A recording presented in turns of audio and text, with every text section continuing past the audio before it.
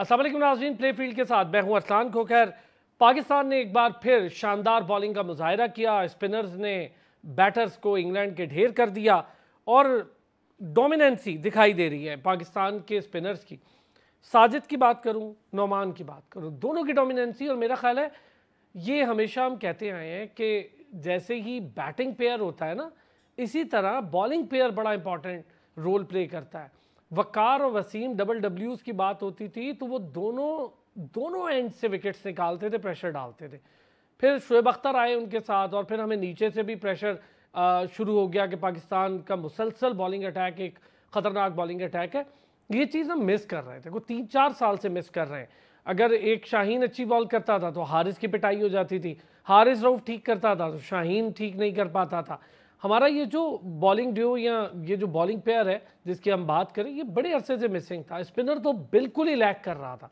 उसकी वजह ये नहीं थी कि पाकिस्तान के स्पिनर्स ख़त्म हो गए थे। हम तो अपने प्रोग्राम्स में लातादाद स्पिनर्स का नाम और इन दोनों का भी लेते आए, लेकिन बस सिलेक्शन नहीं हो रही थी। टेस्ट मैच पर तो बात करेंगे। पाकिस्तान क्रिकेट बोर्ड, उसके मामलात और चैम्पियंस ट्रॉफी, इंडिया का पाकिस्तान आना, इस पर बड़ी इंपॉर्टेंट आज डिस्कशन होगी। और ज़रा इसका पॉलिटिकल व्यू भी देखेंगे कि भारत और अभी आईसीसी की भाग दौड़ इंडिया के हाथ, और फिर उसके बाद क्या होना है। फिर पाकिस्तान ने जो इंतजामात कर लिए हैं, पाकिस्तान ने शानदार किस्म के स्टेडियम्स की तैयारी का अमल तेज़ कर दिया है और ये मुकम्मल हो जाएगा। अब क्या होने जा रहा है, और इसके बाद वाइड बॉल, मुमकिन खिलाड़ी कौन हो सकते हैं, कैप्टन कौन होगा। ऑस्ट्रेलिया की बड़ी अहम सीरीज़ है, T20 और वनडेज खेल रहे हैं हमने वहाँ, इस पर करेंगे बात। सैयद हैदर भाई ने हमें ज्वाइन किया। सैयद हैदर भाई सीनियर स्पोर्ट्स जर्नलिस्ट हैं और साथ ही साथ बदी उज़्ज़मा साहब ने हमें ज्वाइन किया है। बदी भाई सीनियर स्पोर्ट्स जर्नलिस्ट हैं। बहुत शुक्रिया सर दोनों हजरात का। हैदर भाई, आज का मैच अगर हम देखें, यहाँ पहली इनिंग की हम बात करें, बड़ा शानदार डोमिनेट किया है पाकिस्तान ने और स्पिनर्स ने। लंबे अरसे से हम बात कर रहे थे हैदर भाई कि हमारा ना बॉलिंग के लिए पेयर नहीं अच्छा। अब देखें ना, 2 बॉलर्स जुड़े हैं, तीसरे की ज़रूरत ही नहीं पड़ रही किसी की। बिल्कुल सही बात है। पाकिस्तान की स्पिन बॉलिंग बहुत अच्छी हो रही है और ये सबसे अच्छी बात ये है कि बॉलर्स जो हैं वो बहुत ही ज़्यादा सेटल हो गए हैं पिच के ऊपर। ये बड़ी बात होती है। आपके अच्छे बॉलर्स अगर पिच पे सेटल ना हो पाएँ तो वो बिल्कुल बेकार हो जाते हैं। और पाकिस्तान ने पिछले, अगर आप 20 साल पहले की क्रिकेट देखें तो जितने भी टेस्ट मैचेस जीते हैं वो स्पिन बॉलिंग की वजह से जीते हैं। लेकिन जब ये इमरान खान का दौर आया, इमरान खान के दौर में जो है ना ये स्ट्रेटजी चेंज हो गई। हालांकि वो अब्दुल कादिर को यूज़ करते थे, उसके बाद मुश्ताक अहमद थे, तौसीफ अहमद थे, इकबाल कासिम थे, लेकिन उन्होंने थोड़ा सा इसको जो है चेंज किया था। वरना 60s 70s में तो हमारी स्ट्रेटजी यही होती थी। लेकिन आज जो हमारी टीम है उसमें ये दोनों बॉलर्स जो हैं, साजिद खान और नोमान अली, दोनों बड़ी अच्छी बॉलिंग कर रहे हैं और दोनों जो है वो बिल्कुल स्पोर्ट्स को बड़ा अच्छा यूज़ कर रहे हैं। ये सबसे बड़ी बात होती है एज ए बॉलर कि आपको पहले से पता है कि कहाँ पे बॉलिंग करनी है और आप उसको इस्तेमाल करें उस चीज़ को, और दोनों बड़ी अच्छी तरीके से यूज़ कर रहे हैं। तो अब इंग्लैंड की बैटिंग जो है, हमें पता है कि इंग्लैंड की जो बैटर्स हैं उन्होंने अपने क्रिकेट खेलने का अंदाज बदल दिया है और उनकी क्रिकेट जो है वो एक एग्रेशन आ गया उनमें। एग्रेशन जो होता है स्पिनर्स के खिलाफ जो है उस वक्त तक नहीं कंप्लीट होता है जब तक आप कदमों का इस्तेमाल ना करें, फुटवर्क अगर आपका नहीं हो स्पिनर्स के खिलाफ। और इंग्लैंड के बैट्समैनों का फुटवर्क बिल्कुल भी नहीं है क्योंकि वो फास्ट बॉलिंग को ज़्यादा खेलते हैं। फास्ट बॉलर्स के खिलाफ आपको पाँव नहीं बल्कि बैट को स्विंग करना होता है, सही टाइम पर आपको बैट को स्विंग करना होता है और आपको जो है एक अच्छा शॉट मिल जाता है। लेकिन स्पिनर्स पे आपको पूरी बॉडी जो है वो बैट के साथ ले जानी पड़ती है और ये एक वीक पॉइंट है इंग्लैंड की बैटिंग का, जिसको पाकिस्तानी बॉलर्स ने बड़ा अच्छा समझा और इस्तेमाल किया है। लेकिन बात यह है कि अगर यही स्ट्रेटजी आगे चलती रही तो उससे फिर एक नुकसान ये होगा, फास्ट बॉलिंग खत्म हो जाएगी। ये समझने की जरूरत है। यानी आप ऐसा ना हो कि छोटी सी कामयाबी के चक्कर में आप अपना एक बड़ा फ्यूचर, क्योंकि आपने पाकिस्तान में साल में 3-4 टेस्ट मैचेस खेलने हैं, उसके बाद आपकी सारी ज्यादातर क्रिकेट जो है पाकिस्तान से बाहर होगी। क्या वहां पे भी ये स्पिनर्स चल पाएंगे? और अगर आपने पीछे अपने फास्ट बॉलर्स जो हमारे पास इस वक्त एक खेप मौजूद है उसको यूज नहीं करेंगे, मीर हमजा है और उसमें मोहम्मद अली हैं, उसमें शाहीन शाह अफरीदी हैं, नसीम शाह है, तो ये सारे बेकार हो जाएंगे। तो थोड़ा सा बैलेंस क्रिकेट जो होती है वो हमेशा बेहतर रहती है। आप जीतना सबका हक भी है और जरूरी भी है, लेकिन उसके लिए ऐसा ना करें कि उससे आपका एक डिपार्टमेंट बिल्कुल खत्म हो जाए। यार बड़ी बड़ी अच्छी आपने बात की, क्योंकि हमने देखा भी कि जब हमारा एरा फास्ट बॉलर्स का था तब इक्का दुक्का स्पिनर्स आते थे और वो 4 फास्ट बॉलर्स में एक स्पिनर खेलता था, उसको विकेट भी बेचारे को कम मिल पाती थी क्योंकि फास्ट बॉलर्स की कमाल ही इतना था।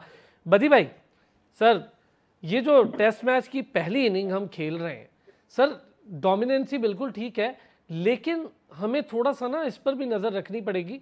हमने भी इसी पिच पर खेलना है, हमारे बैटर्स ने भी इसी पिच पर खेलना है। तो आप देख रहे हैं कि स्पिनर यहाँ पर डोमिनेट कर रहे हैं और इंग्लैंड ने भी चेंजेस किए हैं स्पिनर्स को लेकर। देखिए असान भाई, स्पिन अच्छी बात है कि हमारे जो है वो स्पिनर आउट भी कर रहे हैं। पिछले मैच में भी उन्होंने बड़ी अच्छी बॉलिंग की, पाकिस्तान को टेस्ट मैच जिताया जब पाकिस्तान को जीत की जरूरत थी। और आज भी जो है आज उन्होंने जो अटैक किया और दोनों से ही बॉलिंग कराई जा रही है, नुमान और साजिद दोनों ही बॉलिंग कर रहे हैं, तीसरे बॉलर को यूज तक नहीं किया गया। तो असल में यह है कि यहाँ पर हम जो हमारे कोचेस थे, बॉलिंग कोच खासतौर पर अजहर महमूद, वो तो ये कहते थे कि हम तो स्पिन विकेट इसलिए नहीं बनाते कि हमारे पास बॉलर ही नहीं है। तो भाई तो ये दोनों स्पिनर ही नहीं है, तो ये बॉलर दो कहाँ से आ गए? असल में जब आप किसी को मौका देंगे, किसी को चांस देंगे, तो जब भी जो है वो एक बॉलर सामने आएगा। बिल्कुल यही बात मेरी इकबाल कासिम से कल हुई और फिर तौसीफ अहमद से बात हुई। तो उन्होंने कहा कि जो इंग्लैंड और ऑस्ट्रेलिया की टीमें पाकिस्तान आती थी तो हम एक आध पिच ऐसी होती थी जिस पर हम जो है वो स्पिन ट्रैक बनाकर उनको फंसारिया करते थे और हम मैच जीतते थे। लेकिन पाकिस्तान में ऐसा नहीं हो रहा। देखिए जहां भी की आपकी सीरीज है तो आपका पूरा हक है कि आप उसको स्पिन बनाएं, आप उसको फास्ट बनाएं, आपको जिस तरह के चाहते हैं बनाएं। अब इंग्लैंड ऑस्ट्रेलिया वाले आप जाएंगे तो आपके लिए स्पिन ट्रैक थोड़ी बना देंगे। तो मसला सारा ये, यहाँ पर तो आप अपना होम सीरीज में तो ये मैच जीत जाएंगे स्पिनर से, लेकिन फास्ट बॉलर आपको पूरी दुनिया में यूज करने हैं, खासतौर पर जनूबी अफ्रीका में यूज करने हैं, न्यूजीलैंड में, इंग्लैंड में, ऑस्ट्रेलिया में। तो आप फास्ट बॉलर को भूल नहीं सकते। आप एक दो मैचेस की कारकर्दगी से उनकी जो पीछे की कारकर्दगी है उसको भूल नहीं सकते, क्योंकि उन्होंने पीछे आपको मैचेस जितवाए में हैं, ये भी आप ना भूलें। तो मेरे ख्याल में अब एकदम से हमने जो स्पिन ट्रैक बनाया, 3 स्पिनर उन्होंने भी खिला दिए, 6 खिलाड़ी हमने आउट कर लिए थे 118 पे। अब देखें तकरीबन 42 रन की पार्टनरशिप 7वीं विकेट की हो गई है। तो ये चीजें है कि यहाँ पर ये 250 रन भी इंग्लैंड कर लेती है। तो पाकिस्तानी बल्लेबाजों को आपको पता है विकेट आउट होने के बाद ये जो 42 रन की पार्टनरशिप हुई, बदी भाई ये चीजें थोड़ा सा कंट्रोलेबल एलिमेंट ये होता है कि जब आप पार्टनर, ठीक है पाकिस्तान डोमिनेट कर गया पहली इनिंग में, सारा कुछ ठीक, और वो अपने मकासद जो 350-400 का एक हमें लग रहा था फिक्रा कि ये वाला हिंसा वो लगा देंगे बोर्ड पर, तो वो उसमें तो कामयाब नहीं हुए। लेकिन ये जो हम पार्टनरशिप्स बनाते इसमें तो कैप्टेंसी का अमल दखल नहीं है बदी भाई। देखिए मसला यही होता है कि कप्तान जब आपका खुद परफॉर्म कर रहा होता है ना रसान भाई, तो फिर आप किसी बैटर को भी कह सकते हैं कि भाई हमने यहाँ पर लंबे रन करने, बड़ी इनिंग्स खेलनी है। जब आपका बैटर कप्तान ही परफॉर्म ना कर रहा हो तो फिर वो किस तरीके से दूसरे खिलाड़ियों को कह सकता है? यहाँ पर आपको क्रेडिट देना होगा खासतौर पर कामरान गुलाम को, जिस तरह उससे बैटिंग की। फिर आपको सलमान अली आगा ने जिस तरीके से मुसलसल बांग्लादेश की सीरीज से रन कर रहा है, तो वो रन कर रहा है। तो देखिए यही चीजें होती हैं। एक ये मैच जो है वो 1-2 की कारकर्दगी से नहीं जीता जाता, मैच पूरी टीम कॉम्बिनेशन से जीता जाता है। अगर आपने बैटिंग अच्छी कर दी, बॉलिंग आपकी खराब हुई, तो फिर आप मैच हार जाते हैं। आप खुद देखें ना कि एक मौके पर हम 126 पे 6 आउट कर लेते हैं, उसके बाद हम मैच हार जाते हैं। तो ये चीजें वो होती हैं कि जो आपको कंट्रोल करनी पड़ती हैं। आपने स्पिन ट्रैक बना तो दिया, आपने पंखे भी लगाए, आपने हीटर भी लगाए, पता नहीं आपने क्या क्या लगा दिया, आपने वहां पर ट्रैक तो वो स्पैच बना दिए, लेकिन आप उन्होंने भी 3 स्पिनर खिलाए। तो पाकिस्तानी बैटिंग जो है वो हमेशा से ऐसा ही हुआ है कि वो ऐसे मौकों पर जो है वो धोखा दे जाती है। तो अब अगर इंग्लैंड की टीम 250 रन करती है तो पाकिस्तान को कम से कम 100 रन की लीड लेनी होगी, क्योंकि हर सूरत में इंग्लैंड जितना स्कोर करती है उससे 100 की ऊपर लीड हमें चाहिए, हर सेशन टू सेशन खेलना पड़े। अच्छा एक चीज़ कैप्टनसी की ज़रूर बात करूंगा और उसके साथ सिलेक्शन की। आकिब जावेद साहब के आने के बाद क्या फ़र्क पड़ रहा है और क्या थोड़ी सख्ती के साथ मामला तो आगे बढ़ रहे हैं, लेकिन फिर जो दूसरे फॉर्मेट की क्रिकेट है यानी वनडे और T20 वहाँ पर क्या होने जा रहा है? वापस आते हैं ब्रेक से इस पर बात कर। वेलकम बैक हैदर भाई। सिलेक्शन क्राइटेरिया थोड़ा सा सख्त रहा और आकिब जावेद ने डोमिनेट भी किया, मुझे तो ठीक लगा। देखिए हम बड़े अरसे से इसकी बात कर रहे हैं कि फ्री हैंड दें, फैसले करें, डिसीजन करें, कॉम्बिनेशन ट्राई करें। गलती होती है लेकिन कोई सेट कॉम्बिनेशन मिल जाए तो उसको फिर छेड़े ना। और मुझे लगता है आकिब जावेद ने पिच भी, मुझे पता है उन्होंने पिच तैयारी में भी बड़ा ज़बरदस्त रोल प्ले किया है। ये मेरा ख्याल है क्रिकेट नॉलेज है। और आकिब जावेद चूँकि ग्रास के साथ जुड़े हुए आदमी है, ग्राउंड पे आपको दिखाई देते थे जब लाहौर कलंदर के साथ काम कर रहे थे, और एक अच्छी चीज़ के जैसे ही उन्होंने जिम्मेदारियां संभाली उन्होंने लाहौर कलंदर्स को खैराबाद कह दिया, तो अच्छी चीज़ है, मतलब फुली टाइम देंगे वो, कोई कॉन्फ्लिक्ट ऑफ इंटरेस्ट नहीं होगा। हाँ, बिल्कुल सही बात है। आकिब जावेद जो है, मैं हमेशा से उनकी तारीफ़ करता हूँ कि उनका क्रिकेट सेंस बहुत अच्छा है और उन्होंने जितनी मेहनत की है लाहौर कलंदर्स के साथ, तो वो काबिल तारीफ़ है। फिर उसके बाद वो श्रीलंका गए, श्रीलंका की टीम की कोचिंग की उन्होंने और वहाँ पे उन्होंने काफ़ी उनकी मदद की और श्रीलंका की टीम में काफ़ी बेहतरी आई। उनके खुद उनके कैप्टन ने सर उनके रिजल्ट बड़े ज़बरदस्त दिए श्रीलंका रिज़ल्ट ने। बड़े ज़बरदस्त दिए। तो आकिब जावेद का क्रिकेट सेंस बहुत है। देखें, क्रिकेट सेंस तो हमारे अक्सर प्लेयर्स में बड़ा अच्छा होता है। मसला ये होता है कि कंप्रोमाइज कर जाते हैं। जैसे मोहम्मद वसीम है, उनका भी क्रिकेट सेंस बहुत अच्छा है, लेकिन वो कंप्रोमाइज कर जाते हैं बहुत जल्दी। फिर उसके बाद जो हमारे सिलेक्शन कमेटी में जो लोग हैं, असद शफीक हैं, बहुत ही मतलब ओवर देन कंप्रोमाइज्ड हैं वो, लिहाजा उनसे तो कुछ आप उम्मीद नहीं रख सकते हैं। आकिब जावेद वो आदमी है जो अपने बात पे, अपने मौक़िफ़ पे जमे रहते हैं, डटे रहते हैं। और बाबर आजम को ड्रॉप करना ये कोई आसान फैसला नहीं था। शाहीन शाह अफरीदी को ड्रॉप करना कोई आसान फैसला नहीं था। ये डिसीजन जो है जिसने भी लिया है, चाहे वो आकिब जावेद हो, चाहे वो चेयरमैन मोहसिन सलीम नकवी हो डार हो, चाहे वो कोई भी। या जो भी हो, लेकिन ये एक बड़ा मुश्किल फैसला था मैं समझता हूँ, क्योंकि बाबर आजम जो है, आप एक टेस्ट मैच की उनकी कारकर्दगी को अगर छोड़ दें तो टी20 और वनडे में तो अभी भी दुनिया में नंबर 1 बैट्समैन है। तो ऐसे ऐसे किसी बैट्समैन को ड्रॉप करना बड़ा मुश्किल होता है, लेकिन वो अपनी बात पे डटे रहे। फिर स्पिन पिचेस जो हैं उन्होंने एतमाद किया अपने स्पिनर्स पे। हालांकि नोमान अली, मैंने खुद इनके खिलाफ कॉलम लिखा था नोमान अली के खिलाफ के 38-40 ईयर्स के, मतलब 38 तो ऑफिशियल है, लेकिन हमारे यहाँ 3-4 साल तो हर प्लेयर्स की कम ही लिखी होती है। तो कम से कम ये 42 के हैं इस वक्त नोमान अली, और 42 की एज में ये किस तरह पूरे दिन बॉलिंग कर पाएंगे। लेकिन मैं गलत था, लेकिन आकिब जावेद ने उन पर ट्रस्ट किया। ये आपने और बड़ी अच्छी और बड़ी बात कही है, ये हैदर भाई बड़ी बात होती है कि हाँ, बंदा कहे कि चले ये हो गया लेकिन मैं गलत था, ये बड़ी बात है। बिल्कुल मैं गलत था, लेकिन आकिब जावेद, जाहिर सी बात है, उनकी नॉलेज मुझसे ज्यादा है। वो उन्होंने टेस्ट क्रिकेट खेली है। अब कोई मजाक बात नहीं है टेस्ट क्रिकेट खेलना किसी भी मुल्क के लिए, चाहे आप पाकिस्तान के लिए खेलें, ऑस्ट्रेलिया या जिम्बाब्वे के लिए खेलें। लेकिन हमारे यहाँ सबसे अच्छी चीज जो इस वक्त हो रही है, जो मुझे अच्छी लग रही है, वो चेयरमैन का कोई इंटरफेरेंस नहीं है सिलेक्शन कमेटी। ये सबसे बड़ी बात है। माजी में जो हमारे चेयरमैन रहे हैं, चाहे रमीज राजा हो, चाहे नजम सेठी साहब हो, चाहे जका अशरफ साहब तो इतनी इंटरफेरेंस करते थे कि उन्होंने ओवर मीडिया के ऊपर क्या कहा कि जी आपने उसको नहीं खिलाना है, जो है क्या नाम है स्पिनर का, इस्लामाबाद यूनाइटेड के, हाँ, उनको नहीं खिलाना आपने। यानी आप ऐसी बातें ऐसे चेयरमैन न करें, आप ड्रेसिंग रूम में जाके जबरदस्ती प्लेयर से मिलें, ये अच्छा नहीं लगता। मोहसिन नकवी बड़ा अच्छा काम कर रहे हैं, वो अपना काम जानते हैं, उन्हें क्या करना है। उनका काम है लोगों को चलाना, और वो मोबिलाइज कर रहे हैं। आकिब जावेद ने बड़ा अच्छा काम किया है, आकिब जावेद, लेकिन मैं समझता हूँ हमें इससे आगे का सोचना है। हमारी अगली सीरीज 3 सीरीज हैं जो हमारी पाकिस्तान से बाहर हैं, उसके लिए हमें तैयार है। फिर उसके बाद वेस्ट इंडीज की सीरीज है। अच्छा, इस पर थोड़ा सा ये जो आकिब जावेद वाला व्यू है, बदी भाई कैसे देख रहे हैं आकिब जावेद के इन डिसीजंस को? और आपको तो पता ही है कि डोमिनेंसी, जाहिर है आकिब काम करता है तो बड़ा खुल के करते हैं, और ये बड़ी बात है उनकी कि वो डरते भी नहीं है। फिर वो, मुझे अच्छी चीज़ ये लगती है कि वो टीवी पे आके उन्होंने कोई वो नहीं किया शो ऑफ कि भाई देखो मैंने क्या टीम सेलेक्ट की और क्या रिजल्ट है। वो पीछे ही रहे, भाई टीम खेल रही है, उन्होंने कहा लड़कों ने अच्छा परफॉर्म किया।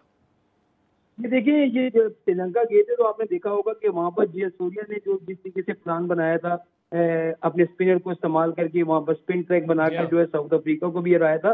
तो मेरे ख्याल में जयसूर्या के नेक्स्ट कदम पर चलते हुए मुझे लग रहा है कि आकिब जावेद ने कहा कि वो वाली पॉलिसी बनाई जाए और उससे हम जीत सकते हैं, और बिल्कुल ऐसा ही हुआ। और जहां तक आपने बात की अभी हैदर भाई ने कि उम्र की, देखिए असल में होता ये है कि यही 2 खिलाड़ी हैं जिनको आपने फिटनेस टेस्ट में फेल करने के बाद वापस भेज दिया था कि ये फिट नहीं है। भाई देखिए, फिट उस वक्त आपको फिटनेस की जरूरत होती है कि जब आप एक खिलाड़ी को पहले से बोलेंगे भाई आपके 10 दिन बाद फिटनेस टेस्ट होगा, 15 दिन बाद फिटनेस टेस्ट होगा। एक आपको याद होगा फखर जमान जो बाहर से आया, उसको 30 घंटे की फ्लाइट ली, अगले दिन उसका फिटनेस टेस्ट ले लिया। तो ये चीजें भी काउंट करनी पड़ती हैं और दूसरा अभी सईद अजमल की एक बात मैं सुन रहा था, तो सईद अजमल ने कहा जी ये कि 30 साल के बाद तो जो स्पिनर होता है वो मेच्योर होता है, उसको समझने की आती है कि मैंने कैसे बॉल करनी है, कैसे बैट्समैन को फंसाना है, सही कहा। वो भी तो इस चीजें ये चलती हैं, तो स्पिनर वहां आउट करता है। तो सर अश्विन को देख लें, अश्विन को देख लें, मुसलसल आउट कर रहा है, मुसलसल आउट कर रहा है। आपके सामने मिसाल आपकी जो है वो मुताहिरा मुरलीधरन की है, वो कितनी उम्र में खेलते रहे, वो कहती आज तक उनका रिकॉर्ड जो है वो रिकॉर्ड पे है। तो कहने का मकसद ये है कि आपने बहुत अच्छे किया कि पाकिस्तान ने स्पिन ट्रैक बनाया, मैच हम जीते, अल्लाह करे कि हम सीरीज भी जीत जाएं, लेकिन हमने ये मुस्तकिल बुनियादों पर नहीं है। देखिए मुस्तकिल, अभी हैदर भाई ने बात की कि मुस्तकिल हमने सीरीज बाहर खेलनी है, उसके मुताबिक भी हमने प्लान बनाया। हम अपने जिन फास्ट बॉलर पे हमने बहुत पैसा लगाया, जैसे शाहीन अफरीदी पे, नसीम उसके शाह ऊपर जो नसीम शाह है, वसीम जूनियर एक गायब है, वो कितनी अच्छी रिवर्स स्विंग करता था, उसको आपने किया, बिल्कुल किया। असनैन जिसे अभी चैंपियंस कप में बड़ी जबरदस्त परफॉर्म किया। तो कहने का मकसद था उनको आप जाया तो नहीं कर सके ना एक दोस्त में, आप ये होम ग्राउंड में स्पिन विकेट बना के तो जीत सकते हैं, लेकिन किसी और की कंडीशन में स्पिनर के साथ जाकर आप मैच नहीं मतलब जीत ये सकते। आपका बदी भाई, अगर मैं समझाऊं, आप दोनों हजरात इस पे मुत्तफिक हैं कि हमें सिचुएशनल और हमें एटमॉस्फेयर और पिचेस और दूसरी कंट्री का माहौल और उसकी पिचेस का बिहेवियर देखकर स्क्वाड में तब्दीलियां करनी चाहिए और डरना नहीं चाहिए स्क्वाड में तब्दीली करते हुए। मैं एक छोटा सा ब्रेक लूंगा, वापस आऊंगा। ज़रा चैंपियंस ट्रॉफी की बड़ी गूंज है और पाकिस्तान में चैंपियंस ट्रॉफी इंशाल्लाह अब होने ही जा रही है और हम इसको होस्ट कर रहे हैं। सारी चीज़ें क्लियर हैं, अभी तक इस इजलास पे भी कोई ऐसा मसला नहीं हुआ जो अभी हालिया इजलास हुआ। वापस आते हैं ब्रेक से, इस पर भी बात कर। Welcome back. हैदर भाई, इंडिया का पाकिस्तान आना, खबरें तो अजीब अजीब थी, लेकिन बहरहाल मुझे लग रहा है कि जैसे जैसे मामलात करीब जा रहे हैं और पाकिस्तान के इंतजामात, कोई ऐसी को बात रही नहीं है इंडिया के लिए कि वो पाकिस्तान आके ना खेले। हम भी खेल आए हैं वहाँ पर और अगले आने वाले कुछ इवेंट्स इंडिया के पास हैं, तो जाहिर है कि इंडिया को इसका भी जहन में रखना होगा। मेरे ख्याल से चैंपियंस ट्रॉफी का हाइब्रिड मॉडल होगा, क्योंकि पाकिस्तान ने एक एग्जाम्पल पहले ही साइड कर दी है एशिया कप में।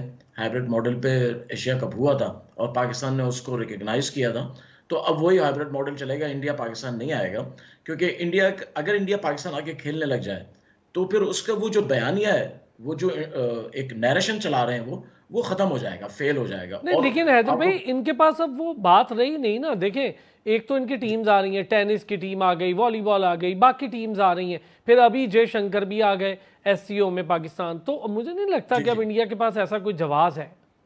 देखिए, जवाब तो पहले भी नहीं था, मैं आपको सही बात बताऊं। जवाब तो बनाया जाता है अननेसेसरी।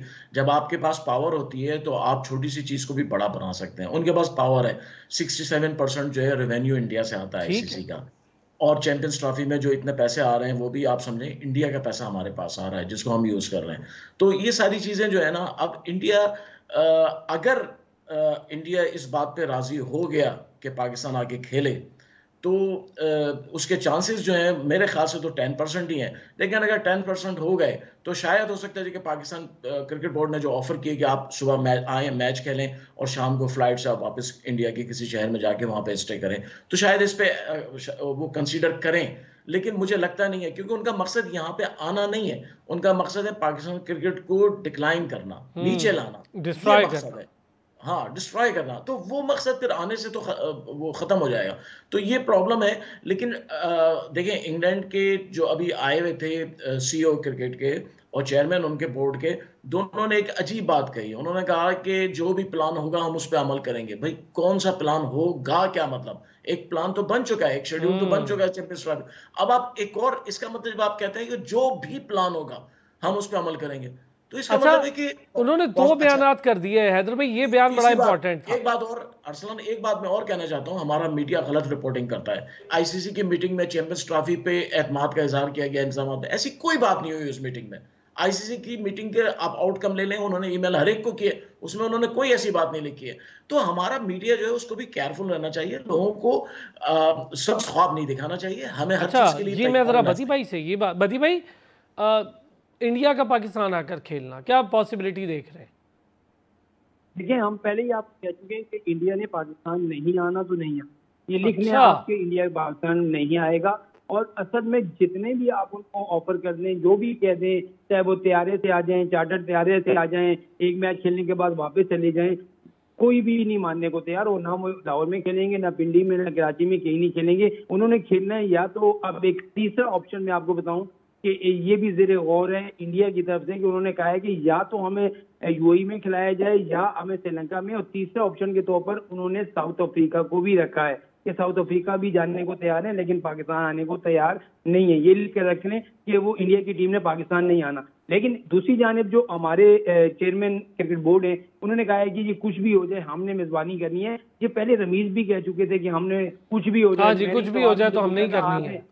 हमने जो है जी, हम भी कुछ हैं, बहुत कुछ हैं। इनसे भी मैंने मोहसिन नकवी से भी सवाल पूछा था कि अगर आप चैंपियंस ट्रॉफी आर्मी मॉडल चलेंगे, बोले आप ऐसा क्यों सोचते हैं, हम यही हैं तो यही खेलेंगे। तो उस वक्त सारे ये लोग मुकर जाते हैं। असल में 31 जो 1 दिसंबर है उसको जब जयशाह आ जाएंगे तो उसके बाद आपको सारी पिक्चर जो है क्लियर नजर आ जाएगी कि क्या होने जा रहा है, क्या होने नहीं जा रहा। क्योंकि जब वो अच्छा, लेकिन बदी भाई और हैदर भाई, ठीक है, आपने बड़ी अच्छी बात कही कि दिसंबर में जयशाह उसको सीट को ले लेगा, फिर उसके बाद सब। लेकिन जो आगे आने वाले इंडिया के इवेंट्स हैं, पाकिस्तान के पास भी तो मौका है, पाकिस्तान इसको कर सकता है बात कि यार बहुत हो गया, हम तो आए थे वर्ल्ड कप में, अब हमें भी तो स्टैंड लेना चाहिए या नहीं लेना चाहिए। कब तक ऐसे खामोशी रखें?